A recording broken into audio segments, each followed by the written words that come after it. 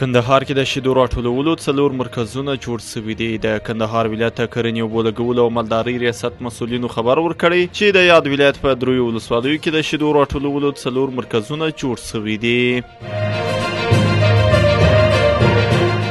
یونیسف وايي د افغان ماشومانو لپاره د لوبو کولو ځایونه جوړوو. یونیسف وايي په ټول افغانستان کې د ماشومانو لپاره له 250 ټولونو، روغتیايي مرکزونو او نورو اړوند ځایونو سره مرسته کوي او موخه یې د ماشومانو لپاره د کوچنیو دوستانه یا لوبو ځایونه جوړول دي.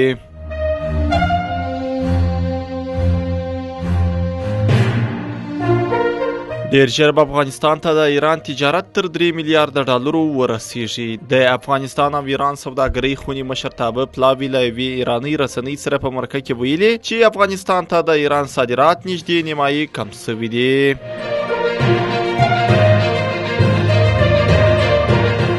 د افغانستان فوټبال ملي لوبډله به سبا شنبه له قطر سره د 2024 نړیوال جام او د 2020 اسیا جام سیالیو ته د غوراوي پړاو په سیالیو کې لوبه وکړي. د معلوماتو له مخې دا لوبه به د سعودي عربستان په احساسار کې د کابل پر وخت د شپې 8:30 دقیقې ترسره شي.